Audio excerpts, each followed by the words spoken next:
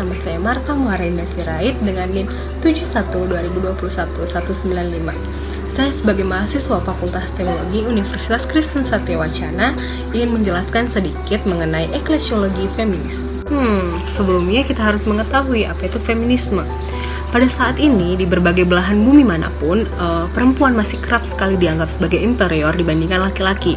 Dan hal inilah yang membuat perempuan merasa sangat dirugikan karena mereka merasa memiliki sedikit kesempatan dibandingkan laki-laki untuk di dalam berbagai hal, untuk menuntut ilmu setinggi-tingginya, dan berbagai permasalahan seorang perempuan baik di bidang pendidikan, politik, tenaga kerja, yang memberikan kesimpulan bahwa pada saat ini perempuan masih sangat jarang untuk mendapatkan suatu keadilan di dalam kehidupannya.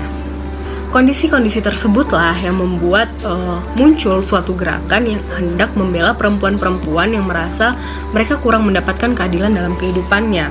Sehingga muncullah gerakan yang namanya gerakan feminisme, gerakan yang membela kondisi-kondisi perempuan yang kurang mendapatkan keadilan tersebut. Teman-teman, feminisme ideologi barat dan feminisme yang ada di Indonesia cukup berbeda. Mengapa? Karena feminisme di ideologi barat dianggap kurang cocok, kurang sesuai budaya yang disesuaikan dengan kondisi yang ada di Indonesia. Kondisi gerakan feminisme yang ada di Indonesia dibuat bukan untuk memberikan posisi perempuan jauh lebih tinggi dari posisi laki-laki, namun yang mau diperjuangkan dari gerakan ini, gerakan feminisme yang ada di Indonesia adalah suatu kesetaraan dan keadilan gender serta hendak memiliki komitmen untuk memastikan bahwa semua manusia dari berbagai jenis kelamin dan gendernya dapat menikmati suatu hak asasi manusia, hak yang benar-benar terjadi secara setara, dan hal inilah yang menjadi konsep yang diinginkan dari setiap agama yang ada di Indonesia, dan gerakan feminis yang seperti itulah yang cocok di gerakan feminisme yang ada di Indonesia dibandingkan dengan ideologi-ideologi gerakan feminisme yang ada di Barat. Teman-teman, mungkin muncul nih dalam diri kita pertanyaan mengapa gerakan feminis yang ada di Indonesia dibuat berbeda dengan gerakan feminis yang ada di Barat. Tentu gerakan feminisme yang ada di Indonesia dibuat berbeda karena menyesuaikan dengan konteks yang ada di Indonesia. Hal ini tentu melihat karena beragamnya kebudayaan di Indonesia, sehingga gerakan ini melihat bagaimana Indonesia punya tempat nih untuk melihat kesetaraan perempuan, sehingga gerakan ini dimunculkan agar kesadaran dan perubahan paradigma yang dimiliki oleh pemerintah dapat dilakukan untuk menuntaskan suatu ketidakadilan yang berbeda hanya karena melihat suatu gender.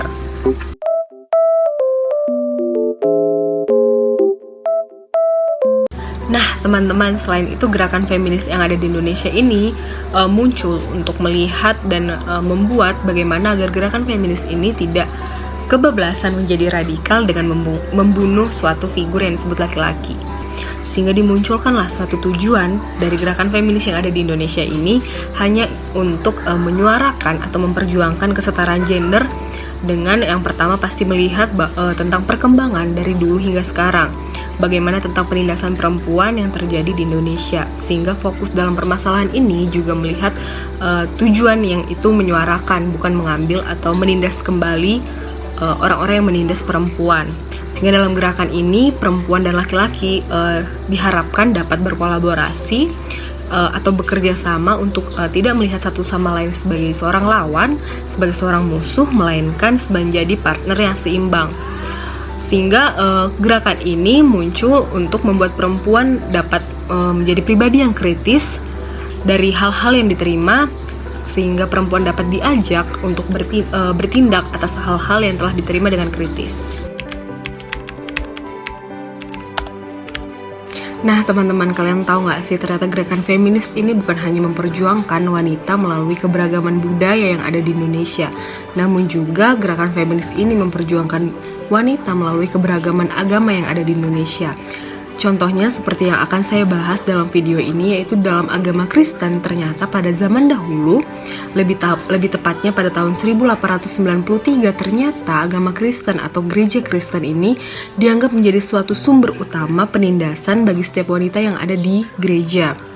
Hal ini dikemukakan oleh Matilda Jocelyn Gage yang Dikemukakan bukan karena tanpa alasan, namun hal ini dikarenakan begitu banyak kekejaman atau penderitaan yang telah dilihat bahkan dirasakannya pada seorang perempuan yang dianggap bahwa perempuan ini tidak memiliki hak kebebasan dasar sebagai seorang manusia.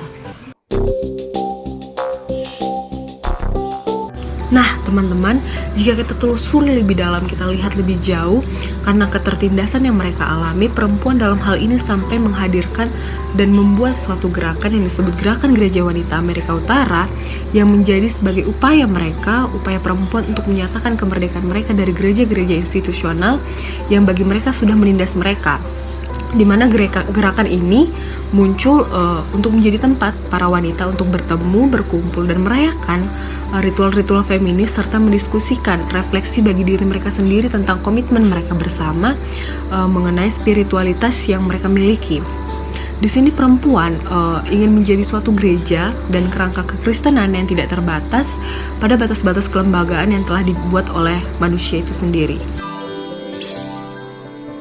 Nah, dari berbagai kesenjangan yang terjadi antara pihak gereja dan juga pihak perempuan, di sini hadirlah eklesiologi feminis. Di mana eklesiologi feminis ini hadir untuk berusaha mengidentifikasi, meneliti, mencatat dan menafsirkan wacana iman Kristen perempuan. Wacana yang dimaksud di sini wacana untuk menceritakan kisah Tuhan melalui cerita mereka sendiri, yaitu perempuan, tentang wacana perwujudan dan kinerja penciptaan, inkarnasi dan keselamatan yang diterima dari Tuhan itu sendiri. Di sini eklesiologi feminis berusaha juga untuk mengubah gereja-gereja yang ada serta mau menciptakan suatu struktur baru di mana hal ini didasarkan pada keinginan kuat di antara para wanita untuk menjadikan gereja tempat di mana keadilan dilakukan dan hubungan yang benar dapat dibentuk dalam kerangka keterkaitan dan partisipasi dari setiap orang. Nah, teman-teman, gereja yang adil di sini maksudnya adalah gereja yang bersifat partisipatif dan mau membina hubungan bagi siapapun tanpa melihat orang tersebut. Maksudnya melihat orang tersebut adalah melihat dari kaum mana atau melihat dari gender apapun, baik perempuan ataupun laki-laki. Sehingga gereja yang dimaksudkan di sini, gereja menjadi tempat untuk mengekspresikan keraguan dan pergumulan. Gereja juga dapat menjadi tempat untuk menguji kepercayaan serta tempat untuk menangani masalah, sehingga muncullah di situ pengakuan suatu konflik dan keinginan untuk menyelesaikan masalah yang menjadi tempat di mana keterbukaan ada terhadap berbagai interpretasi dari kehidupan spiritual. Sehingga gereja ini memiliki komitmen untuk menjadi tempat bagi semua orang untuk pergi keluar dan membantu Tuhan mengubah dunia menjadi lebih baik.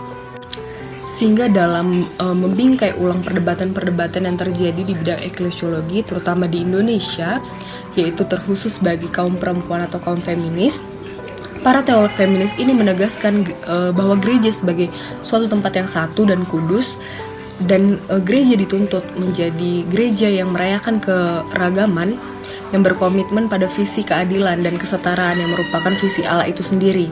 Gereja di sini dituntut juga untuk menjadi gereja yang terbuka untuk semua dan seluruh ciptaan, dan gereja juga berusaha untuk mewujudkan visi komunitas Kristen paling awal dan mau untuk memerankan kembali dalam keberagaman konteks yang berbeda, sehingga yang ada bukan lagi antara perempuan dan gereja, melainkan gereja adalah perempuan dan begitupun sebaliknya perempuan adalah gereja.